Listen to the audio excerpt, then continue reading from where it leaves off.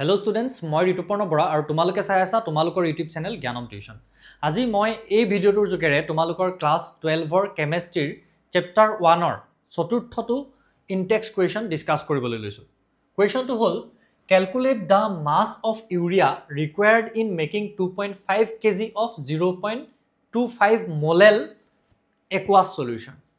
That means আমাক কিমান solution বনাবলৈ কৈছে 2.5 kg টোটাল সলিউশন বনাবলৈ কৈছে। সলিউশনটোৰ মোলালিটি কিমান হ'ব লাগিব বুলি কৈছে 0.25 মোলাল হ'ব লাগিব বুলি কৈছে। আৰু খুদিছে কি আমাক কিমান লাগিব, তাৰ মানে কিমান গ্ৰাম আমি ইউৰিয়া জুখি লৈ সেই সলিউশনটো বনাব লাগিব। মানে সেই সলিউশনটো কিহৰ হ'ব, পানী আৰু মই বুজাই দিও কথাটো ধুনিয়াকে প্ৰথমতে। আৰু মই আশা কৰিম যে তোমালোকে এই প্ৰশ্নটো যেতিয়া চাই আছা প্ৰশ্নটো সোৱাৰ আগত তোমালোকে এটলিষ্ট মোলালিটিৰ কনসেপ্টটো কমপ্লিটলি ক্লিয়াৰ কৰি থৈছা। তাৰমানে প্ৰশ্নটো এনেকুৱা ধৰণৰ এটা কথা সুধিছে যে সলিউশনটো টোটাল হ'বগৈ লাগিব 2.5 কেজি। এই গোটেই সলিউশনটোৰ মাছ হ'বগৈ লাগিব 2.5 কেজি। আৰু সলিউশনটো কনসেন্ট্ৰেশনটো হ'বগৈ লাগিব 0.25 মোলাল। ইমান তাৰ কনসেন্ট্ৰেশন হ'বগৈ লাগিব। তেতিয়ালে আমাক সুধিছে যে এই গোটেই 2.5 কেজি সলিউশনটোত বাকিখিনিটো পানীয়ে হ'ব, কিন্তু আমি এই ইউৰিয়া কিমান এড কৰিব লাগিব, ইউৰিয়া কিমান গ্ৰাম আমি এড কৰিব লাগিব, সেইটো সুধিছে আমাক প্ৰশ্নটোৱে। আমি প্ৰশ্নবিলাক যদি ক্লিয়াৰ হৈ নলওঁ তেতিয়াহ'লে আমাৰ কাৰণে আনসাৰ কৰাটো বহুত টান হ'ব, হয়নে? এতিয়া টোটাল সলিউশনটোৰ মাছ কৈছে আমাক এটো মাছ অফ সলভেন্ট কিন্তু দি দিয়া নাই। গতিকে আমাৰ ক্যালকুলেশনটো আমাৰ অংকটো কৰাৰ ষ্টাইলটো অকমান বেলেগ হ'ব। তে কেনেকে ধৰণে আমি স্টাৰ্ট কৰিব পাৰো বাৰু ইয়াত আমি ক্লু কি পাইছো। আমি যেতিয়া কৈছে কোৱেশ্যনটোৱে আমাক যেতিয়া কৈছে যে 0.25 মোলাল, তাৰ মিনিংটো কি যে 0.25 মোল থাকিব লাগিব 1 কেজি সলভেন্টত, হয়নে?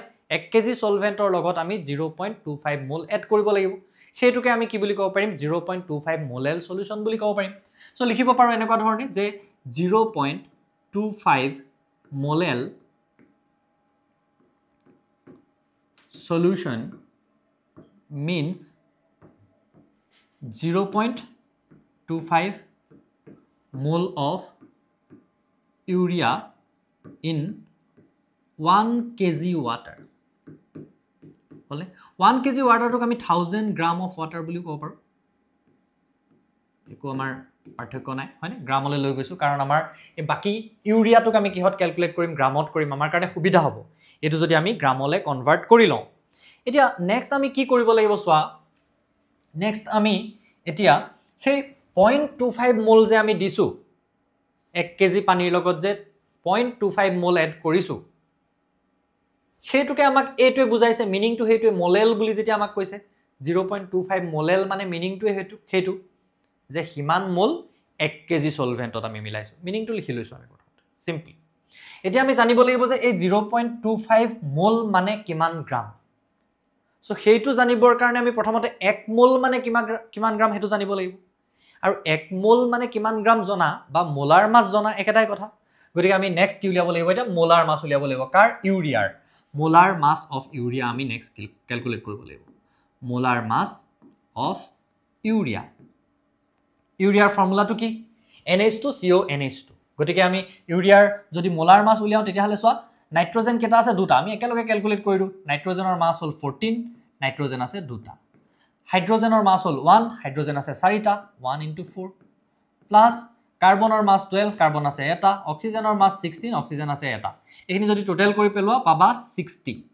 আৰু যেহেতু মোলাৰ মাছ উলিয়াইছো আমি কি বুলি লিখিব পাৰিম, গ্ৰাম পাৰ মোল বুলি লিখিব পাৰিম। মোলাৰ মাছটো আমি গ্ৰামত ৰিপ্ৰেজেন্ট কৰো আৰু মোলাৰ মাছ মানে যেহেতু 1 মোলৰ মাছ বা পাৰ মোলৰ মাছ, গতিকে আমি গ্ৰাম পাৰ মোল বুলিও লিখিব পাৰো।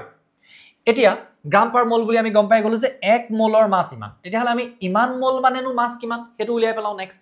গতিকে 0.25 মোল অফ ইউৰিয়া মানে কিমান, এটো 1 মোলৰ মাছ। যদিও আমি ইয়াত লিখা নাই যে মাছ অফ 1 মোল ইউৰিয়া, মোলাৰ মাছ বুলি লিখা মানে 1 মোলৰ মাছই লিখিছো আলটিমেটলি আমি।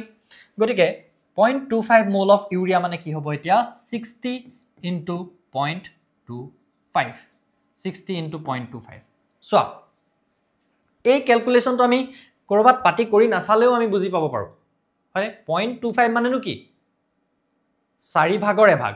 আল্টিমেটলি সো 60 4 ভাগৰ এভাগনো কিমান হয় 15 গ্ৰাম ওলাই আছে সো ইমান ধুনীয়াকে আমাৰ সুবিধা কৰি দিছে 15 গ্ৰাম তাৰ মানে এই যে সলিউশনটোৰ কথা কৈ আছিলো আমি এই যে সলিউশনটোৰ কথা কৈ আছিলো আমি 0.25 মোলাৰ ইনে নরমাল যদি আমি সলিউশন এটা বনালো হেতেন বা 0.25 মোলেল সলিউশন বুলি কলে আমি কি বুজি পাও যে 1 কেজিত হিমান দিব লাগে হেবুলি হে সলিউশনটো বেছিকে বনাব নোৱাৰিম বুলি আমাৰ কথা নাই হিমান কনসেন্ট্ৰেশনৰ ডাঙৰ সলিউশন এটা 3.5 কেজি সলিউশন এটা বা 2.5 কেজি সলিউশন এটা বনাব নোৱাৰিম বুলি আমি কথা নাই তাত বেছিকৈ এড কৰিব লাগিব আমি সো হেতুকে আমাক ক্যালকুলেট কৰিবলৈ দিছে এতিয়া এই সলিউশনটোৰ ক্ষেত্ৰত যদি আমি ক্যালকুলেট কৰি লওঁ এই সলিউশনটোৰ ক্ষেত্ৰত তাৰ মানে কি হয় 0.25 বা আমি ডাইৰেক্ট লিখো mass of the total solution বা total mass of the solution বুলি যদি লিখো আমি next total mass of the solution total mass of the solution কিমান হ'ব 1 কেজি আমাৰ কি আছে পানী আছে ইমান গ্ৰাম আমাৰ কি আছে ইউৰিয়া আছে তেতিয়ালে দুইটা এড কৰি দিও 1000 plus 15 1015 গ্রাম 1015 গ্রাম টুক যদি আমি কেজিলে লৈ গুছি যাও 1.015 কেজি একদম সিম্পল হয়নে এটো হ'ব এটো আমি ক্লু পৰা উলিয়াই লৈছো যে ইমান কেজি পাৰ ইমান কেজি সলিউশনত আমি কিমান গ্ৰাম এড কৰিছো ইউৰিয়া 15 গ্ৰাম হেতু বুজি পাইছো কোৰ পৰা এই হিন্টটোৰ পৰা যে 0.25 মোলেল বুলি যে দি থৈছে সেই হিন্টটোৰ পৰা আমি কি উলিয়াই ললো কি বুজি ললো যে ইমান কেজি পার ইমান কেজি সলিউশনত 15 গ্রাম কৈ ইউৰিয়া এড কৰা আছে তেতিয়ালে ইমান কেজিত কিমান এড কৰিব লাগিব হেতু এটা উলিয়াই পেলাব পাৰিম নেক্সট হয় নহয় ইয়াৰ মানে কি that is লিখিব পাৰো আমি that is 1.015 kg of solution require 15 gram urea আমাক কিমান লাগে এইটো লাগে 2.5 therefore 2.5 kg of solution required কেনেকৈ উলিয়াম আমি ইমান কেজিত ইমান লাগে তে 2.5 কেজিত কিমান লাগে কেনেকৈ উলিয়াম 15 গ্রাম by 1.015 কেজি এটো কেজিত লিখিলেও কোনো কথা নাই কাৰণ কেজি আমাৰ ক্যান্সেল যাব ইয়াত হয়নে 2.5 কেজি সো কেজি ক্যান্সেল কৰি দিয়া বাকিখিনি যদি ক্যালকুলেশন কৰিলে ইয়াত পাবা 36.95 গ্ৰাম এটো হল তাৰ আনসাৰ সো আমি প্ৰত্যেকটো প্ৰশ্ন প্ৰত্যেকটো এনেকুৱা নিউমাৰিকেল কৰিবলৈ যাওতে নিউমাৰিকেলটো কিন্তু আমাক কি সুধিছে আৰু কি হিন্ট দিছে সেই কথাটো কিন্তু আমি ক্লিয়াৰলি আন্ডাৰস্ট্যান্ড কৰিব লাগিব ক্লিয়াৰলি আমি বুজি পাব লাগিব আৰু টপিক বিলাক আমি ভালকৈ বুজি পালেহে কনসেপ্ট ক্লিয়াৰ থাকিলেহে আমি কিন্তু এনেকুৱা ধৰণৰ কোৱেশ্চন বিলাক কৰিব পাৰিম সো আজিলৈ ইমানেই এটো কোৱেশ্চন আমি সলভ কৰিলো আজি ভিডিওটোত নেক্সট ভিডিওটোত আমি ইয়াৰ নেক্সট কোৱেশ্চনটো সলভ কৰিম থ্যাংক ইউ